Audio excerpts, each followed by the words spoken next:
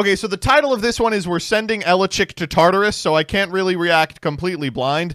Apparently they're sending Elechick to Tartarus. Time for us to send our little bird friend Elechick straight to Tartarus. So the fucked up part about this one is I don't think anyone's particularly surprised about it. This is a card that was always going to be hit eventually. It searches every Divine Rune in the game. It's been integral to a dozen strategies, and the important part about the card is it really justifies a Thunder Splash that people otherwise weren't playing just for Astrabbit, because they're like, fuck, I'll play it on Elechick too, and hell, might as well play Zeus while I'm at it.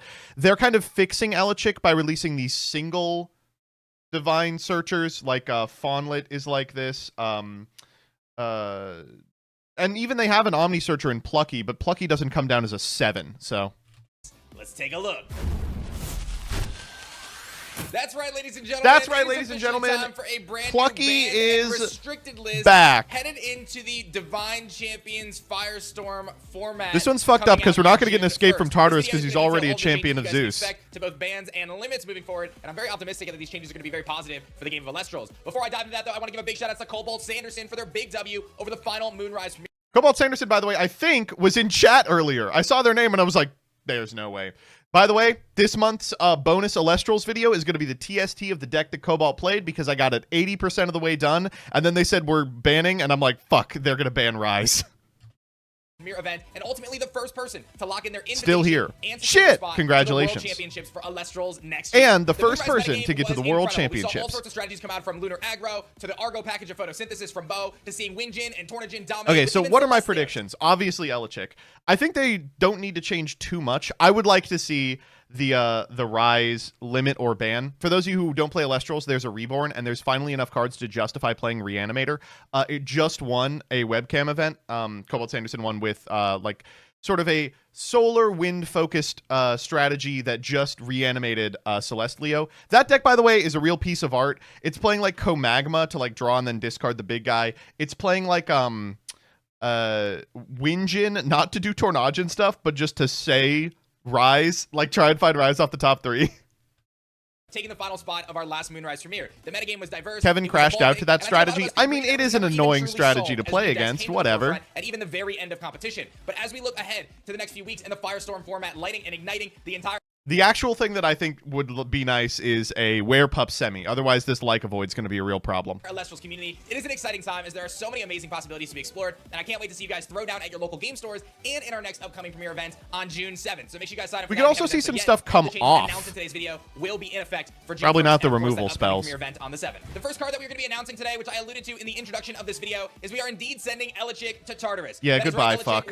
Goodbye, you little fuck. Thank God I never invested in a stellar Elechick. I wanted to for so long. There's only one copy. I should pick them up. 6+ months we've been intending to make this move, but we were waiting for the right time to do so. Alluded to, just flat out said it at the beginning. Some significant shifts in design philosophy since Elechick was rest in piss. You will be missed. I liked this card a great deal.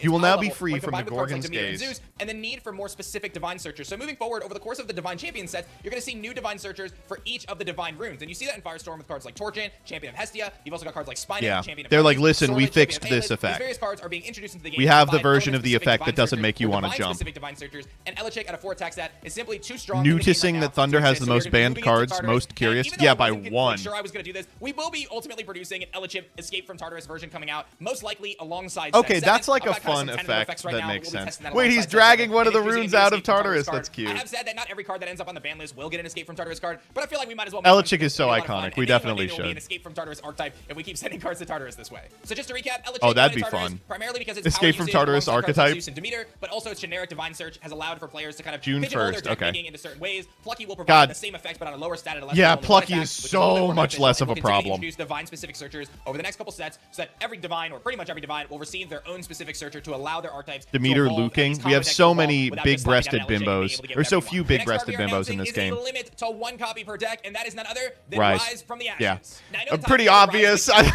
Honestly, they should just ban this fucking thing. But these plans were in place now for quite a few weeks, as we've been looking at Rise from the Ashes in the context of a handful of other decks, specifically Blitztrix, and a desire to reduce that power level without obliterating the deck or the archetype, and that's really. I know that like this is going to be subsumed by the discussion of Cobalt Sanderson's deck that played like Reanimator, but it also is boring in Blitztrix to be like, oh, Reanimate Asprowl, I win. What this limit is Well, ultimately fuck about. me, I guess. Limiting Rise You to got essentially your world's removing the invite. functionality of these kind of I just bought a set. Fuck. strategies. Owned, Rather, you're owned, gonna have to utilize owned. strategies that are a little bit more consistent to be able to generate these advantages from your underworld. And Rise from the Ashes has proven itself to be one of the strongest cards and the most swingy cards in the game. So we're gonna be limiting it to one copy and How does this to work in monitor Elestrals? Do you just play to Reborn? You pay 3 and then you pay additional spirits to enchant the guy that you're bringing back. So like the concept is it's Reborn, but it costs a quarter of your life total. Turns out that's still really good. The coming sets and over the coming months as it sees play in various decks, but at the current state of the game, we felt that it was just far too swingy, especially combined in strategies like Blizztrakes, which are going to be getting support through Hermes, being able to send that to the underworld very freely. And we saw over the weekend with Celestleo and Cobalt's deck being able to use cards like Co-Magma and Golden Apple of Discord to pitch one of the strongest Lestrals It's of the game. pre-mat? No, Elestrals is a little different because your life total is also the way you play cards. From these really powerful 3-drops hitting the field without any sort of a response, especially when combined with some of the other cards in the game, it becomes very difficult to deal with that kind of board swarming, especially when it's 3-cost Elestrals doing those swarms. It may come as a surprise to you all, but that is actually it for our banned and limited list. That does come as a surprise to me. We're just gonna let Like a Void happen? We're just permitting that to occur? For this segment here, we've been spending a lot of time deliberating, and I'm excited to announce we've actually formed an internal team of some of the best players in the world, not just at Elestrals, but at other games, in helping us make these decisions. So we have a dedicated team just to test in the ban list. I'm not. That's good to hear. I will say that is really good to hear. Not that I don't trust the Siberian contingent to make good ban list decisions, but I'm gonna announce who's on that team right now because we're still building things out. We've been testing this for a few months, and now we're entering a new phase of testing. But the hope is that we can have more transparent. Who do you think would be the best people to be on the best players of all time hypothetical test list? It's got to be Alex Bertoncini. I'm thinking Versilify. Let me get DK'd in there. Ruxin. I'm going to want to say we got to get Jayak on the team.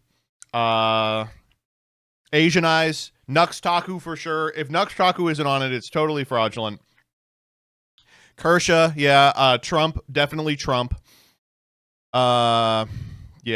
Asmongold. If Asmongold isn't on the team, I'm not playing. Conversations with this incredible internal LeBron James. Yeah, LeBron James would do wonders. We're still wonders. working out some of the details on that, but expect for us to continue our transparency moving forward and announcing not only what we're doing to evolve the game, but why we're doing it and how it's going to impact the game. Trump, the Hearthstone player? Me waking up from a coma?